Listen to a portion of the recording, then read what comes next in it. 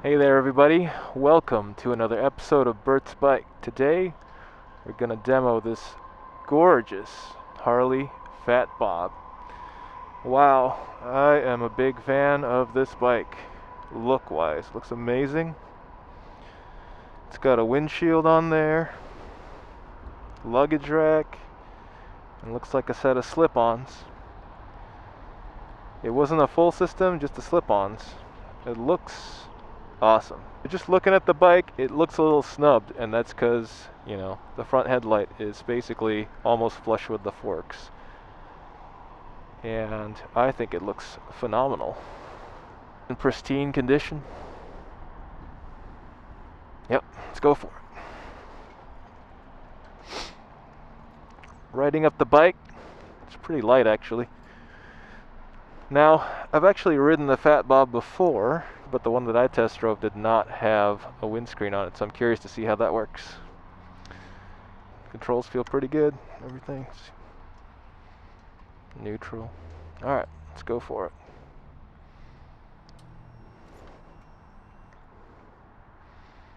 Gauge cluster looks really nice. Woo! Those pipes sound awesome.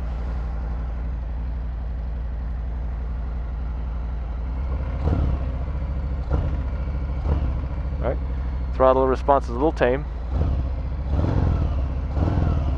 It's pretty good. Check engine light is on. Let's see what that means. Okay, free play is right away. These are forward controls, so I'm going to have to remember that, but shouldn't be too bad. ABS is on.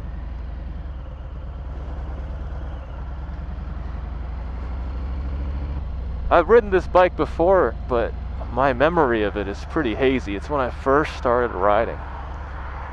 And it just, for some reason back then, felt a whole lot heavier in the front. I don't know. Something different about it. This feels a little more nimble. One thing I do notice is that the seat puts you up pretty far forward, giving you kind of good support on your lower back, which is kind of nice. One thing that always trips me up when I get on a Harley are the dual indicators. Alright, here we go.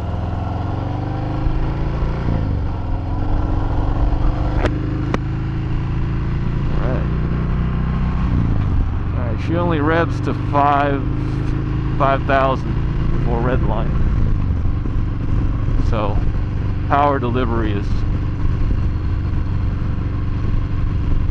pretty tame. Kind of a little bad sign that that check engine light is on though. I don't know what that's all about.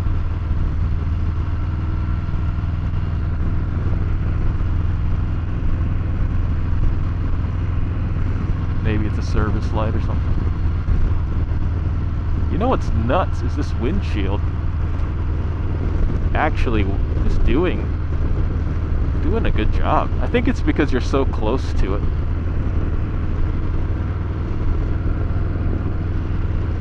I love this dash here.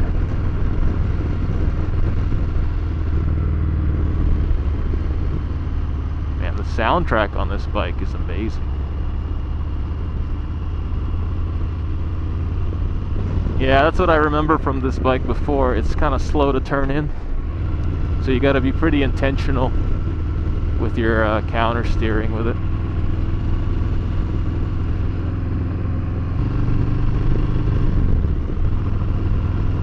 Woo! Yeah, I like it. I really like it.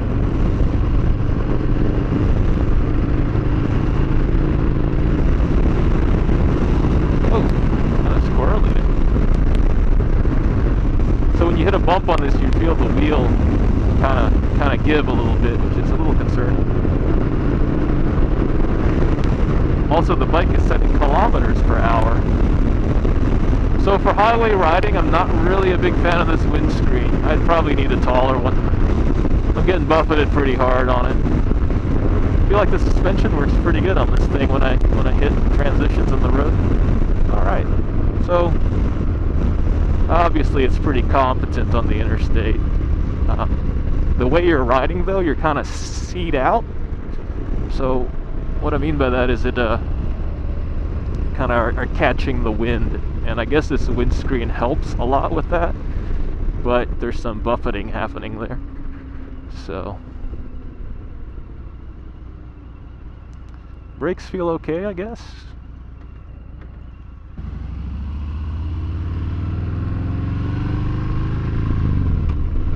I think this is the exit they pointed out.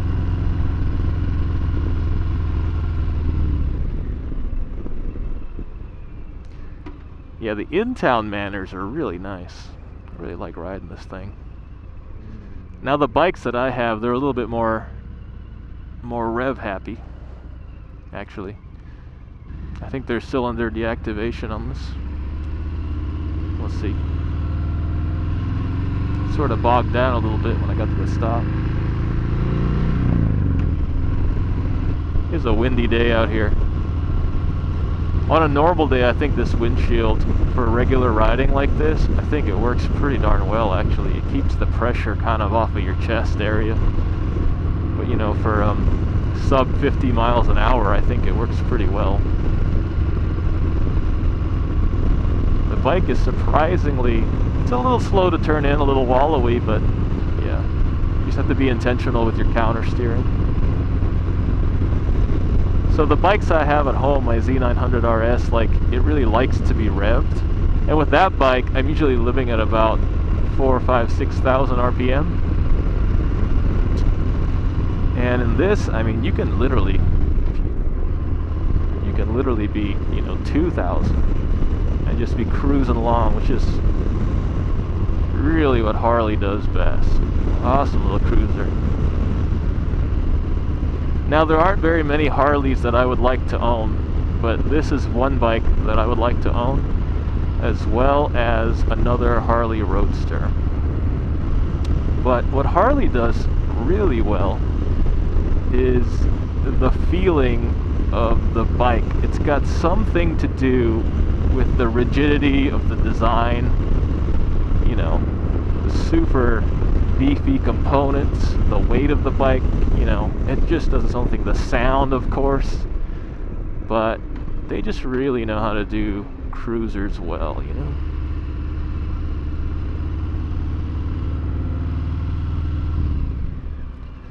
One thing about this bike that I really love is it does have that adjustable suspension dial, which really helps whenever you're loading the bike down with gear. It's a beautiful day.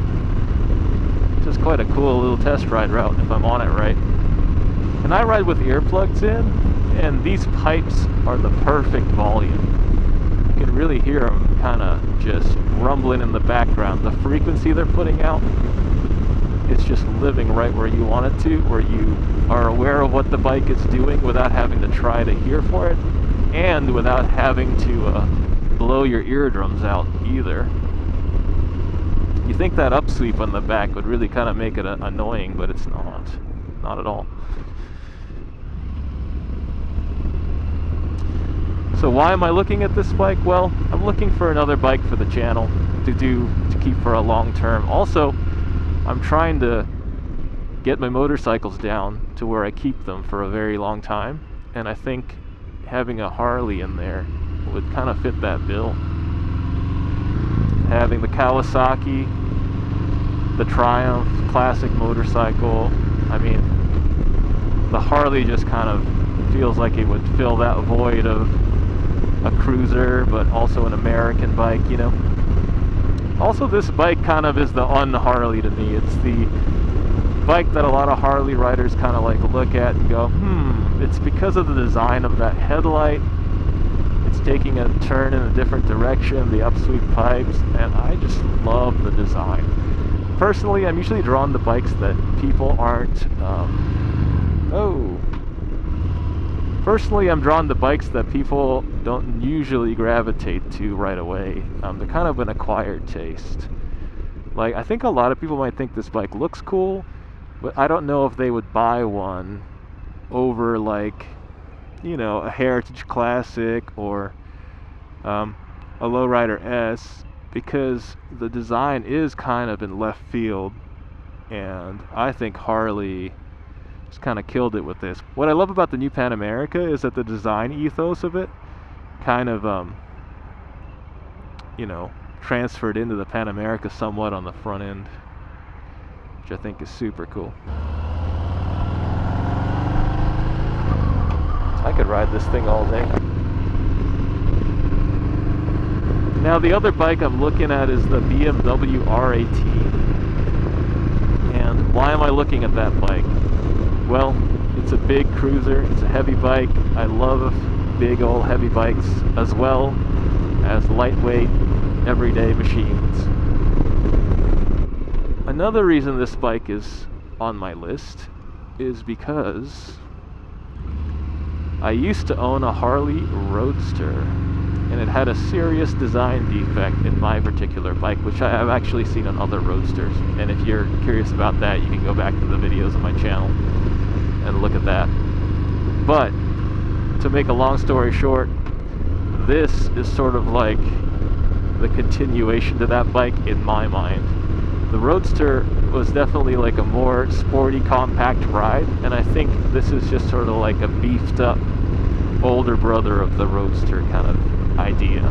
I know it's different engines and all that kind of stuff, but to me, that's kind of what it screams for me.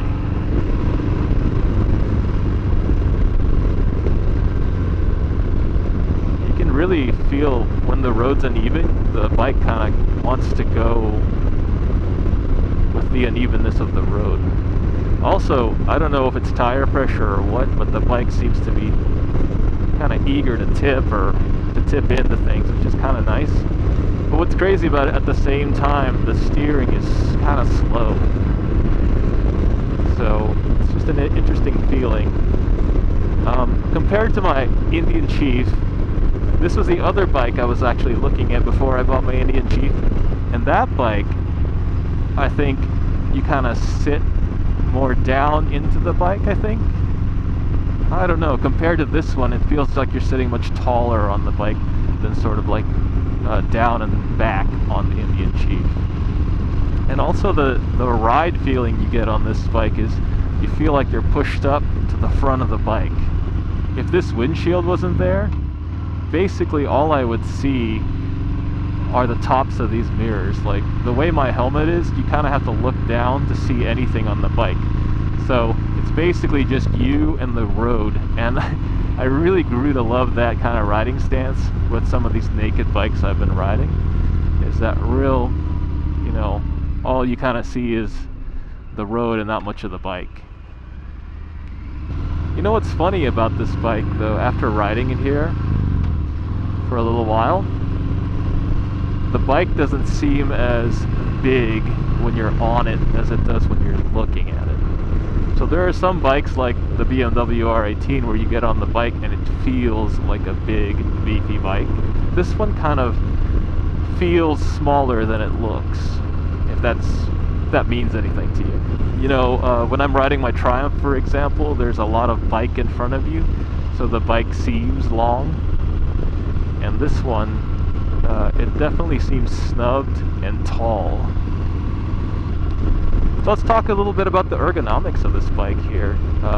These, I guess what you would call drag bars or whatever they are really nice. I love where they're at. I love big old wide bars, but I don't like wide bars in back. I like just kind of wide bars, and I think this really feels good. I have to admit though, I don't feel as confident on this bike as far as taking turns and pushing the bike into a corner or even like attempting a U-turn. I really feel like this is the kind of bike that you learn how to ride it as time goes on. It's not as intuitive. The way that your feet are kind of slightly forward, let's talk about that. Yeah, I guess it's not as intuitive to ride as like a standard naked motorcycle or even just like a cruiser with regular old mid controls, because these are, I wouldn't classify these as forward controls. I would kind of say these are mid-forward controls.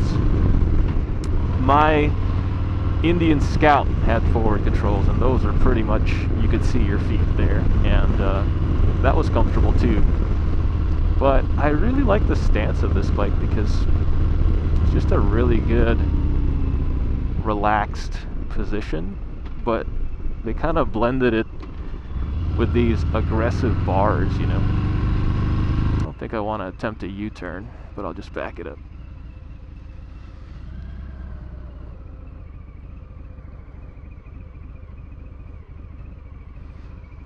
One thing that Harley got right with this bike is the low idle lopey thing, which I mean, that's classic Harley, you know. Compared to my other bikes, it feels like the bike is on the verge of turning off sometimes. But let me put my hazards on. Doop. Just kind of check where I am here. So let's talk about what I just did there. I had to duck walk the bike, and that's where you really feel the weight. It's when you have to kind of push it around when there's no engine being applied. But it didn't feel crazy to me.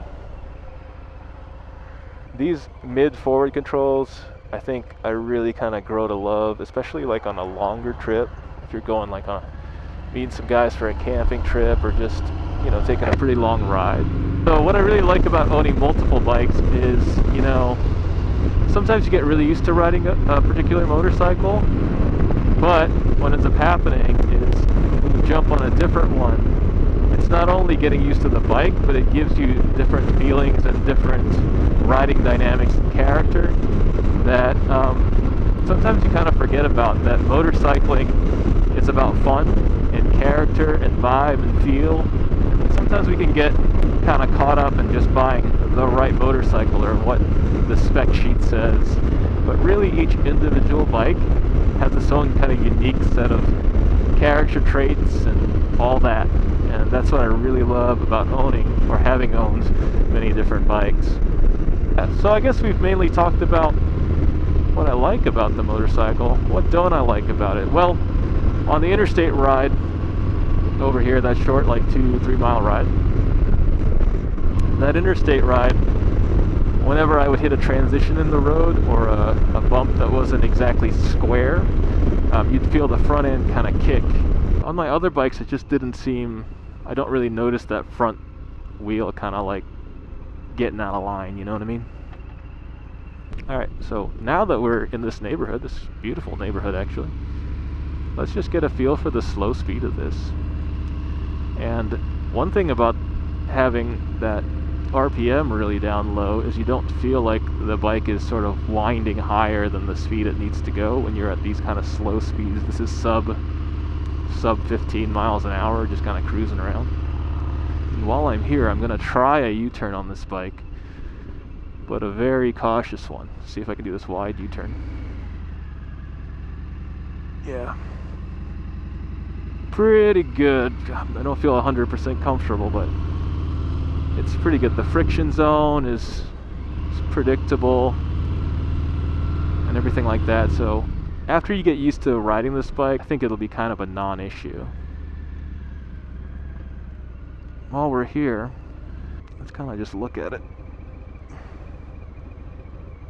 Okay, that's one thing that's awkward about this bike is the kickstand. You kick it out and it sort of doesn't want to let the bike fall, and then it kind of locks down, which is interesting. Let's give it a good little look. But yeah, the styling of it, A+ Harley Davidson. This is kind of incredible bike. It's beautiful. I love how the luggage rack doesn't look awkward. It looks like it's part of the bike. The Vance and Hines did a great job with these sort of cannon type exhausts. You know, if it were me, I'd probably lose the windscreen or get a much taller one for touring and then have a quick release so when I got to my destination I would just take it off. But I don't really love windscreens that much anyway, so one cool little design I think that they got from, like, kind of inspired by Pro Taper, is this sort of degrees of the bend of the bars, which I think is really cool. I think more bikes should have that, because if you have to service your bike or take things off, I think that's a really good way to put them back the way it was. The thing I don't like, and it's a very minor one, is the position of these mirrors. I'm pretty much just getting half the mirror on that, you know. Half the mirror is all you got on this bike, but the other thing I don't like is how low they sit. And if you look here at my left hand, I gotta kind of reach under. If you're wearing any kind of glove at all, you know, you kind of are touching that mirror all the time. So, you know, if this were my bike, I'd want to maybe even put some bar ends on this and just kind of give kind of a nod to the cafe racer on it, you know. I don't know. I guess one thing I didn't touch on was the suspension. Now it's got adjustable rear suspension, and I think the sales guy just adjusted it generally because whoever rode it before had it pretty much maxed out, or bottomed out, I should say. Well, not bottomed out, but wound out all the way. Yeah, tons of power on this bike. Yep. Tons of power and torque on this. That's really what this machine is about. The torque, baby. That's what Harley is about, that low down torque. Yeah, I love this bike. One of my favorite Harleys. You know, I think it would be pretty cool with mid controls, but you know, it's a vibe with the forwards. Let's do a little slow speed stuff here. See if I've gotten used to the bike at all. Little MSF course here in the back.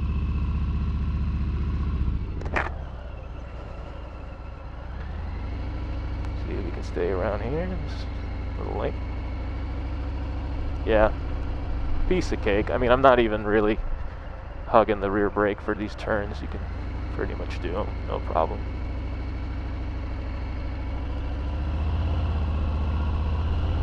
And let's talk about brakes on this. Oh, yep, that front brake is bitey, and that rear brake is what I would expect. Oh, gotta do a sound check.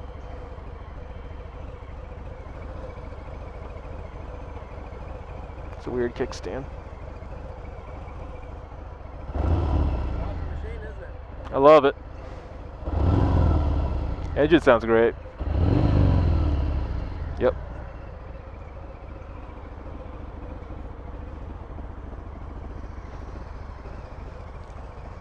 Gotta do my sound check. Cool. Alright guys, please like and subscribe, leave a comment below. It's Bert's Bike, and I'll catch you on the next one.